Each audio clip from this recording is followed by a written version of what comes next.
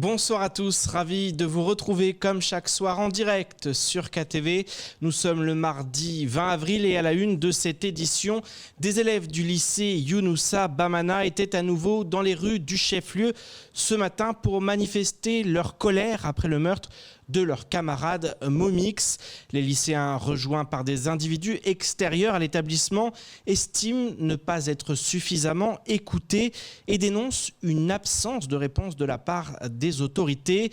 Craignant pour leur sécurité, ils réclament des mesures fortes et une justice afin de sortir de cette ambiance néfaste. Jaïdi Maoulida était à leur côté ce matin. Reportage. On ne veut pas que le criminel soit libre. Parce que sinon, il y aura d'autres morts et on ne sait pas ce qui est entre nous. Après la journée de manifestation d'hier, quelques élèves du lycée Bamana ainsi que des proches de Momix, l'adolescent tué à Cavani, ont remis le couvert aujourd'hui en bloquant la rue du stade. Ces derniers ne s'estiment pas assez considérés par les institutions, d'où la raison de leur colère. En fait, on a l'impression qu'on ne nous a pas entendus, on ne nous a pas écoutés. Hier, on est allé devant le lycée, on a demandé au proviseur de sortir. Il a dit quoi? Qu'ils ne sont pas en sécurité. Alors qu'il y a même pas une semaine, il a dit oui, le lycée est sécurisé et tout, il n'y aura aucun problème. C'est comme si en fait il avait peur de nous, de ses propres élèves en fait. Et ça ne fonctionne pas. C'est un manque de respect envers la mémoire de Momix et envers nous élèves. Parce qu'on a peur, on a envie qu'on nous écoute, qu'on nous entende. Et le truc c'est que à chaque fois, on nous balance des discours et tout, mais il n'y a pas d'acte en fait, il n'y a pas d'action, rien du tout. On en a marre de ça. On veut des actes, on veut des faits. Le drame qui a touché Momix tient son origine d'une guerre entre bandes rivales de Mtsapéré et Loujani. La crainte anime des élèves qui réclament plus de garanties, d'autant plus que selon eux, Momix ne devrait pas en être l'unique victime. Il veut venir encore tuer son frère jumeau. Parce qu'à ce qu'il ne voulait pas tuer Momix, mais il voulait tuer son frère jumeau. On veut d'abord une solution pour qu'on en sorte de là, parce que voilà... Nous, on veut une réponse, sinon ça ne s'arrêtera jamais. La police aura fini par convaincre les jeunes de débloquer le passage. Ces derniers se sont alors dirigés vers le lycée Bamana. Mais après la rude journée de la veille, le chef de l'établissement a pris des mesures fortes. Il a souhaité que les forces de l'ordre soient présentes sur place afin d'éviter tout débordement. Cette manifestation en fin de parcours dégénéré, un groupe d'une dizaine d'élèves, dont certains ne font pas partie de l'établissement, ont pénétré de force dans l'établissement et on se met trouble et terreur. Il reste encore un groupe d'élèves, ou pas d'ailleurs, qui sont assez déterminés, dont les motivations sont assez troubles et qui cherchent davantage à semer le désordre qu'à trouver une solution constructive et une fin de conflit intelligente.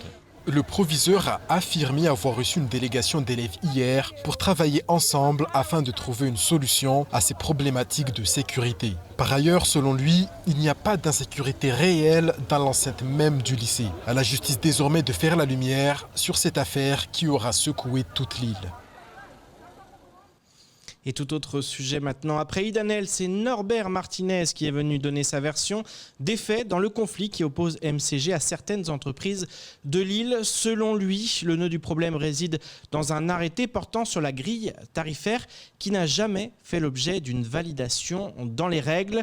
Si la gérante de MCG assure qu'elle n'a pas besoin de passer par un contrôle de légalité, pour le président de l'Union maritime, la loi n'est pas respectée. On l'écoute lors de la matinale de Kwesi. Il y a eu des échanges, des annulations d'arrêtés, etc., des voies de justice. Ok, il n'y a pas de souci, tout ça a suivi. Nous avons eu gain de cause sur un arrêté par rapport à les tarifaires. Très bien. Et puis, arrivé au mois de janvier, le 8 janvier 2021 exactement, on découvre, elle nous adresse un arrêté numéro 3 en date du 28 avril 2016. Ma première pensée, pour être tout à fait honnête, j'ai dit mince, on est passé au travers, est-ce qu'on serait passé au travers d'une information? On ne l'avait pas eu, certes, mais bon, donc on a commencé à poser des questions. J'ai adressé des courriers à Madame Nel, j'ai adressé des courriers au président du conseil départemental, j'ai mis en copie Monsieur le préfet. J'ai fait, alors on fait court, parce que c'était en disant, vraiment, est-ce que vous pouvez nous donner l'existence de cet arrêté numéro 3? Aucune réponse, on a relancé, aucune réponse. L'arrêté numéro 3, nous avons essayé de voir s'il était inscrit au recueil des actes administratifs. Non. S'il était passé au contrôle légalité, non. Et je vous propose de regarder le reste de l'actualité locale avec notamment une enquête sur les migrations des natifs des DOM ou encore la nouvelle mission du navire Le Pourquoi Pas. Au montage, Leslie Vimonet. L'INSEE vient de publier une étude dans laquelle l'Institut se penche sur les migrations des natifs des DOM. On apprend que les natifs de Mayotte quittent l'île plus souvent que par le passé, là où les natifs de la Réunion sont à l'inverse nettement moins mobiles. En 2017, 33% des personnes nées à Mayotte vivaient dans une autre région. C'est moins qu'en Guyane, mais en 10 ans, la part des natifs ayant quitté l'île a augmenté de 12 points.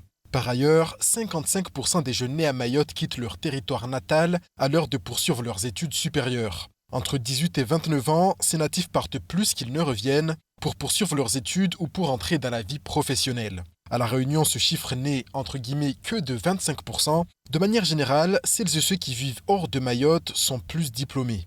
Toutefois, même lorsqu'ils vivent ailleurs, les natifs d'outre-mer restent moins diplômés que ceux de province.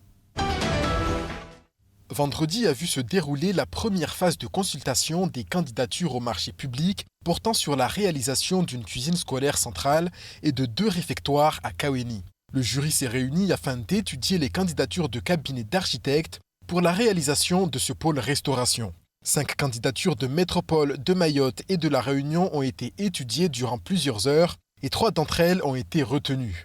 En septembre, le jury se réunira à nouveau pour sélectionner un candidat parmi les 3 présélectionnés. En octobre 2022 commencera la construction de cet ensemble immobilier destiné à assurer un service de restauration scolaire publique dans le périmètre du quartier de Kaweni. Le coût prévisionnel pour la conception et les travaux s'élève à 16 800 000 €, financé à 100% par l'État. Si tout se passe sans accroc, la livraison et la mise en service sont prévues pour août 2024.